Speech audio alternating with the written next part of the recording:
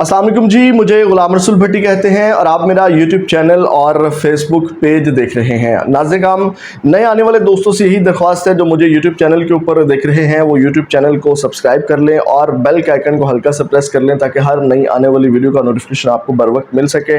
और अगर Facebook page के ऊपर देख रहे हैं तो फेसबुक पेज को फॉलो कर लीजिएगा। नाज़रीन, वीडियो को लाइक करने में भी लोग बहुत कंजूसी करते हैं, हल्का सा आपने लाइक का बटन प्रेस करना होता है, वीडियो को ज़्यादा से ज़्यादा आपने लाइक भी करना है। आज हमने बड़ी अहम गुफ्तगू करनी है इकरारुल हसन के हवाले से। इकरारुल हसन को हमने चंद अहम जो है वो चैलेंज किए थे जिनका अभी तक महीना हो गया ऑलमोस्ट, उनका जवाब जो है वो नहीं आया। इकरारुल हसन भागा हुआ है। अभी उनके हवाले से एक नई चीज़ सामने आई है, वो मैं आपके सामने रखता हूँ, फिर जो है वो हम कुछ अहम चीज़ों के ऊपर बात करते हैं। इस हवाले से इकरारुल हसन को शायद किसी संजीदा माहिर नफ्सियात की ज़रूरत है जो उनके अंदर मौजूद एहसास कमतरी, इश्तियाल अंगेज़ी और माली मफादात से जुड़े रवैयों का गैर जानिबदाराना जायज़ा ले सके। आखिर ये क्या मामला है, इसके ऊपर बाद में आएंगे। नाज़रीन, इकरारुल हसन को हमने 2-3 जो है वो चैलेंज किए थे। नंबर 1, अभी हमने हाल ही में उनकी ताई के हवाले से उन्होंने एक पॉडकास्ट के अंदर कहा था कि जनाब ये देखे जी, मेरी ताई का इंटरव्यू करने वाले ने मुझसे वीडियो चल रही है जिसमें एक खातून जो है वो इंटरव्यू दे रही है। कोई ताल्लुक नहीं है, ताई है आपकी? ओ हुजूर मेरे पास मैं सर ये जानना चाह रहा हूं ना, नहीं, वो लोग माफ़ी मांगी थी और मैं फिर जो है अपने यूट्यूब चैनल के ऊपर उन साहब को लेकर के आया था और वो सारी स्टोरी आपके सामने रखी थी और इकरारुल हसन को हमने झूठा साबित किया था। वो वीडियो बहुत ज़्यादा लोगों ने देखी और अभी भी वो वीडियो लोग देख रहे हैं। अगर आप देखना चाहते हैं तो जिसने नहीं देखी वो दोबारा जा करके देख सकता है। नंबर 1, उस हवाले से भी जनाब अभी पहले वो FIA में गए, वो नोटिफिकेशन दिखाया उन्होंने। अब अगर वो दोबारा हमने इंटरव्यू किया और अगर हम झूठ बोल रहे हैं तो आप दोबारा FIA में जाएं, NCCI में जाएं या मुतलका जो फॉरम है वहाँ जा करके कहें कि जनाब आएँ ज़रा, चलें वैसे तो आप नहीं आते, हमें वहाँ पे उस जो अबू बकर साहब है उनको आप ज़रा चैलेंज करें जिन्होंने आपके झूठ जो है वो बेनकाब किए। उसके बाद नाज़रीन, एक और क्लिप मैं आपके सामने रख रहा हूँ, ये आपकी स्क्रीन के ऊपर आएगा। इन्होंने एक प्रोग्राम किया था अली तबस्सुम के हवाले से, एक लड़की का इस्तेमाल किया था, वो भी मैंने आपके सामने रखा था।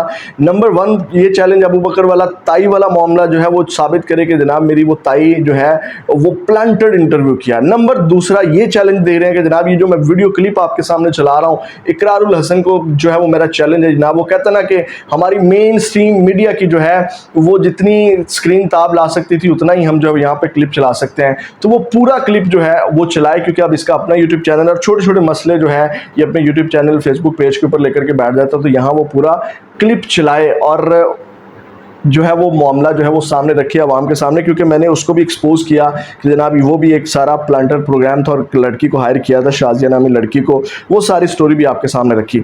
उसके बाद तीसरा चैलेंज, यानी कि दूसरा ये चैलेंज है ये वीडियो वाला, और एक चैलेंज हमने इनको 7 क्वेश्चन, ऑलमोस्ट 6-7 क्वेश्चन हमने रखे थे कि जनाब इनके जवाबात दें और इनको चैलेंज किया था और अभी तक उनके जवाबात नहीं आए। मैं वो दोहरा देता हूँ और आप सब ने ये वीडियो उन तक लाजमी पहुँचानी है ताकि इन सवालों के जवाब मिल सकें।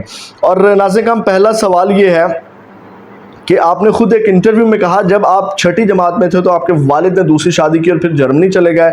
आपने कहा कि आपको नहीं मालूम कि वो कहाँ रहते हैं और क्या करते हैं या उन्होंने कितनी शादियां की, मगर सवाल ये है कि सिर्फ दूसरी शादी की वजह से कोई मुल्क छोड़कर जर्मनी पनाह लेता है?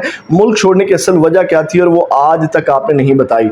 और वही एंकर अबू बकर साहब ने जो है वो इस हवाले से, क्योंकि एंकर अबू बकर के इनके ताया मकसूद शाह साहब जो हैं वो उनके दोस्त थे, उन्होंने कहा कि जनाब जब इन्होंने गुस्ताखी रसूल की और गुस्ताखी सहाबा की इनके वालिद हैं, तो इकरारुल हसन जो है वो अपने वालिद को फरार करवाने में मुलव्वस है, यानी कि वो प्रोसेस करवाने में और सारी चीज़ों के अंदर इकरार मुलव्वस है। इसका जवाब अभी तक इकरार की जानिब से नहीं आया। ठीक है, दूसरा सवाल, आपके वालिद सैयद इस्माइल शाह बुखारी पर सहाबा इकराम रिजवानुल्लाह अलैहि शान की गुस्ताखी के इल्ज़ामात हैं और उनकी वीडियो के शवाहिद भी मौजूद हैं। आपके वालिद पर 295C की दफात भी दर्ज हैं। अगर ये सब झूठे इल्ज़ामात थे तो आपके वालिद ने अदालत का दरवाज़ा क्यों नहीं खटखटाया और पाकिस्तान छोड़कर भागने को क्यों तरजीह दी? इस सवाल का जवाब भी नहीं आया। तीसरा सवाल, आपकी कंपनी परफेक्टम पाकिस्तान का वाहिद बैरून मुल्क दफ्तर जर्मनी के फ्रैंकफर्ट में है जहां आपके वालिद मुकीम हैं। ये महज इत्तफाक है या आपके और आपके वालिद के दरमियान कारोबारी ताल्लुक भी है? अगर आपको अपने वालिद के बारे में कुछ मालूम नहीं तो फिर जर्मनी में दफ्तर क्यों? चौथा सवाल, आपने खुद एक इंटरव्यू में एतराफ़ किया कि आपने अहम मामलात पर वालिद से रब्ता किया और उनसे मशवरा लिया और ان سے تعلق نہیں تو پھر مشورہ کس بات پر لیا, یہ تضاد کیسے؟ یہ بھی تضادات ہیں, ان کے انٹرویوز پڑے ہوئے ہیں, ہمارے دوستوں کو اس نے انٹرویوز دیے ہوئے ہیں. ایک انٹرویوز میں کہتے ہیں کہ نا میرے والد سے میرا کوئی تعلق نہیں ہے, اور ایک انٹرویو میں کہتے ہیں جی میرے والد کا میرے ساتھ تعلق ہے, بات چیت ہوتی ہے, ملاقات بھی ہوتی ہے. 5واں سوال, آپ کہتے ہیں کہ آپ کو فخر ہے مگر برسوں سے ایک بار بھی آپ نے والد سے ملاقات کا کوئی ویڈیو ثبوت سامنے نہیں لائے, ایک تصویر, ایک مشترکہ ویڈیو بھی نہیں ہے کہ یہ فخر کیسا ہے کہ جو چھپ کر کیا جائے. یعنی کہ آپ اپنے والد کے ساتھ تصویر دکھائیں نا جناب, یہ میرے والد صاحب, اور ابھی تک یہ اپنے والد کی تصویر نشر نہیں کر سکے. والد کا نام تو انہوں نے دکھایا کہ جناب یہ میرے شناختی کارڈ اور آئی ڈی کارڈ کے اوپر میرے والد کا نام ہے, لیکن ان کی تصویر ابھی تک نہیں دکھا سکے. 6واں سوال, آپ کے والد کا تعلق اہل تشیع مکتبہ فکر سے ہے اور وہ ایک مذہبی مقرر کے طور پر جانے جاتے ہیں. اگر آپ واقعی ان کی سوچ اور عقائد سے الگ ہیں تو آپ نے کبھی عوامی سطح پر اپنے والد کے ان مبینہ بیانات سے لاتعلقی کا اظہار کیوں نہیں کیا؟ 7واں سوال, آپ نے پاسپورٹ, شناختی کارڈ اور اسناد دکھا کر والد کا نام ثابت کیا مگر کسی نے آپ کے والد پر سوال نہیں اٹھایا. عوام آپ کے والد کے مبینہ کارناموں کے بارے میں حقائق جاننا چاہتی ہے جو زبان زدہ عام ہے, جو جیسے کہ میں نے ابھی آپ کے سامنے چیزیں رکھی.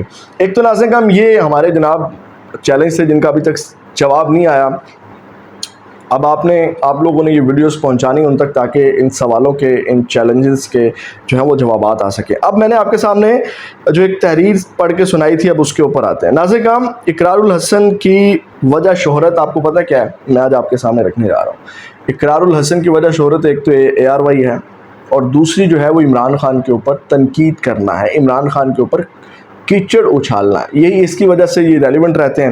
اور آج کل انہوں نے چھوٹے چھوٹے ٹاپکس پکڑے ہوئے جو کہ جرنلسٹ کے یا یوٹیوبرس کے ہیں, ان کے اوپر وہ ویڈیوز اور کنٹینٹ بنا رہے ہیں. اپنی جماعت کے حوالے سے جو ہے یہ کوئی لاہ عمل نہیں دے پا رہے.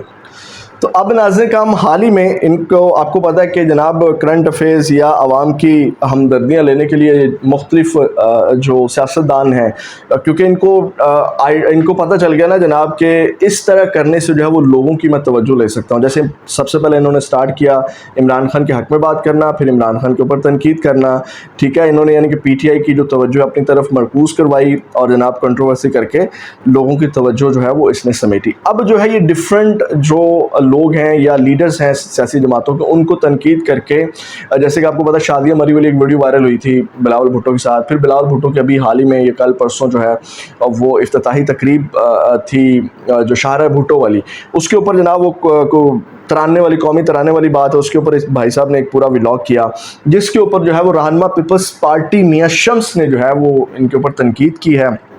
اور انہوں نے کہا کہ اقرار الحسن کو شاید کسی سنجیدہ ماہر نفسیات کی ضرورت ہے جو ان کے اندر موجود احساس کمتری, اشتعال انگیزی اور مالی مفادات سے جڑے رویوں کا غیر جانبدارانہ جائزہ لے سکے. ان کی اصل شناخت محض ARY TV سے وابستگی تک محدود دکھائی دیتی ہے. اس کے علاوہ ان کے خاندانی پس منظر میں کوئی ایسی قومی خدمات نمایاں نہیں ملتی جنہیں عوام بڑے پیمانے پر جانتے ہوں. یہ میں نے بھی آپ کے سامنے باتیں رکھی تھی کہ جناب ان کے کریڈٹ پہ اقرار الحسن کے کیا ہے, عمران خان کے اوپر تنقید, کیچڑ اچھالنا, بلا بلا بلا. اقرار الحسن کیا آپ بتا سکتے ہیں کہ آپ کے والدین اور نانا دادا صاحبان نے اس ملک کے قومی ترانے کی حفاظت کے لیے کیا قربانیاں دیں؟ اس کے بعد انہوں نے کہا کہ اقرار الحسن صاحب آپ بتا سکتے ہیں کہ آپ کے پڑنانا اور پردادا نے اس وطن اور سندھ کو بھارت سے علیحدہ کرانے کی جدوجہد کے لیے کیا خدمات اور قربانیاں دیں, انجام دیں؟ قومیں جنگوں سے تباہ نہیں ہوتی, قوموں کو اپنی تاریخ کو تاریخ کی سمجھ بھلا دی جائے تو قوم تباہ ہو جاتی ہے. اقرار الحسن آپ یہ کام کرنے کی ناکام کوشش کر رہے ہو.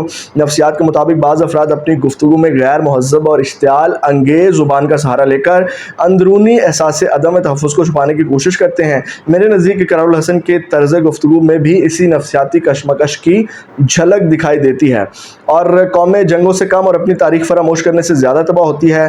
یہ رہنما پیپلز پارٹی میاں شمس کی جناب اقرار الحسن کے صحت کے حوالے سے جو انہوں نے رد عمل دیا ہے, اور کس بات پر رد عمل دیا میں نے بتا دیا, کیونکہ انہوں نے ایک لمبا چوڑا ولاگ کیا تھا بلاول بھٹو زرداری کے اوپر. وہ قومی ترانہ کے بلاول بھٹو زرداری کو قومی ترانہ پڑھنا نہیں آتا, کیونکہ جب قومی ترانہ پڑھا جا رہا تھا تو سب جو ہے وہ اپنے لپس کے ساتھ جو ہے وہ ساتھ قومی ترانہ پڑھ رہے تھے, لیکن بلاول بھٹو زرداری جو ہے وہ خاموش کھڑے تھے, یعنی کہ وہ لپ سنگ نہیں کر رہے تھے.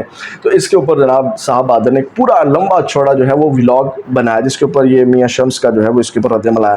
تو یہ جو چیزیں ہیں یہ آپ کو ملیں گی بھی, مطلب میاں شمس جو بات کر رہے ہیں یہ آپ کو آپ نے دیکھا ہوگا, اب جو فیملی بلاگنگ سٹارٹ کی ہوئی ہے انہوں نے, اقرار, وہاں پہ آپ کو بڑا مایوس نظر آئے گا, مایوسی نظر آئے گی, فرسٹریٹڈ نظر آئے گا, اور عجیب سا یعنی کہ اس کا ایک رویہ, اور کچھ چیزیں تو اندرونی معاملات ہے, خیر میں ڈسکس نہیں کرنا چاہتا, جو منظر عام کے اوپر ہم وہی چیزیں ڈسکس کرتے ہیں.